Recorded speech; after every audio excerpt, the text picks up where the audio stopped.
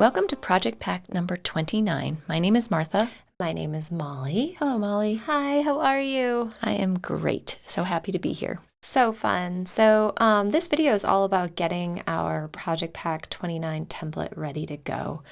And in order to do that, you're going to need your Project Pack 29 template. Isn't it gorgeous? It's gorgeous. And we have thoughtfully packaged this and sent to you. And as you may have already realized, we're sort of embracing the fact that this template has traveled some and has some experiences.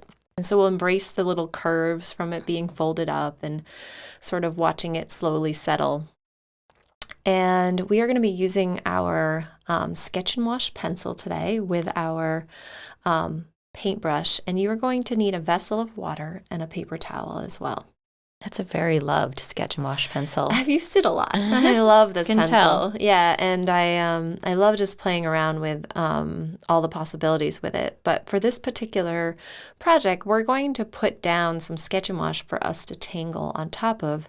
And really the goal for us is to sort of put down some modeled graphite, with this material here, just in the area of this sort of diamond shape. And I encourage you to sort of fool around with this pencil before hitting your template to get an idea of how the material behaves. But what I'm doing here is I'm kind of putting down my layer of Sketch and Wash just in this point right here until that string line. And as you can see, I get lighter and lighter from the point. So when I'm at the point, it's really dark. And then the closer I get to that string line, the lighter it gets. So I can see that you're putting down all of this Sketch and Wash graphite before you put water to it. That's kind of important here. Correct. Yeah. Even though it's really exciting to see it once you add the water. It is. It really is. And that's why I encourage you to play around with it on another piece of paper, because you'll really start to understand how it works. And maybe you watch this whole video through and then take a look again on how it works.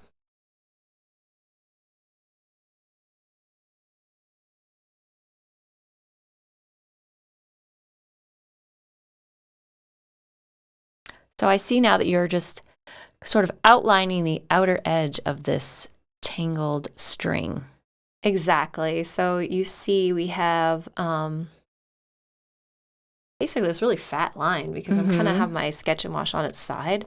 It's a fat line and it's a soft line. And the softer the line, the better they blend, I think. So instead of really putting a hard point down, those tend to not blend as well.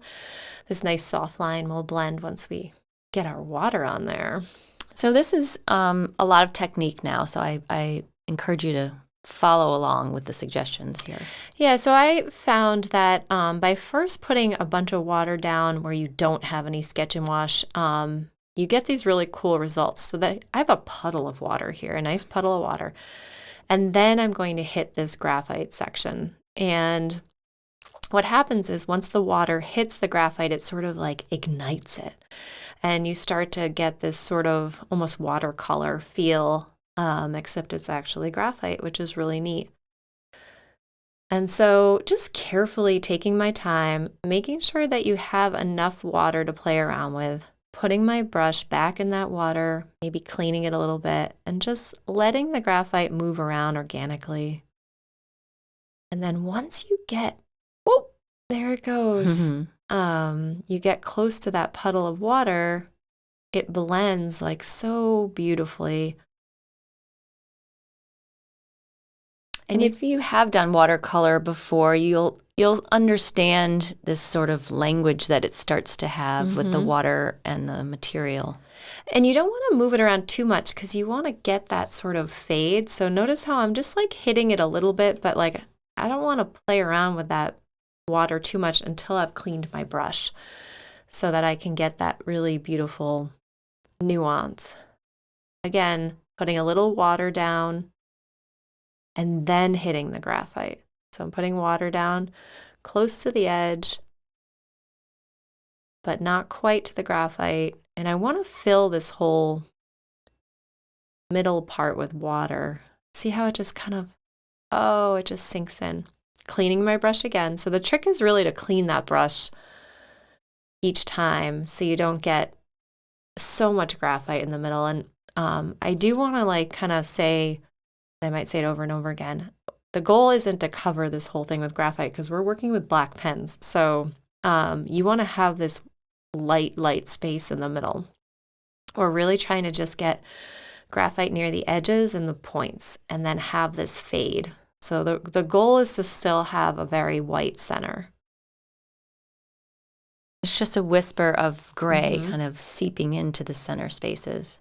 And don't sweat this being perfect. There's going to be little nuances. There are going to be drops and drips and folds and things like that. And this is all part and of lots of ink on top. I know. So there's so much to happen yet. And so embrace this like foundation we're putting down that's like, it's got character and love.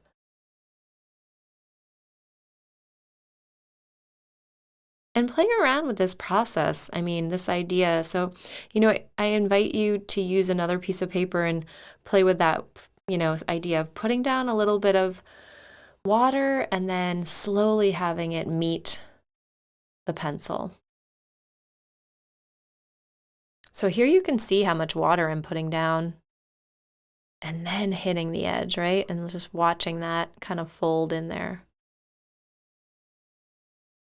But definitely make sure, like when you're in the middle there, just putting the water down, make sure that brush is clean. So you're putting down clean water and then welcoming it to the middle, because that's how you get that kind of really cool mottled look. If your brush is making noise, you don't have enough water down. That's what I always say. So it should be like just elegantly. And when it dries, it is a shade lighter. So don't be afraid of the dark areas. They will lighten up a little bit when they dry. And you can see right there that puddle of water. So I'm trying to get there. Oh, there it is.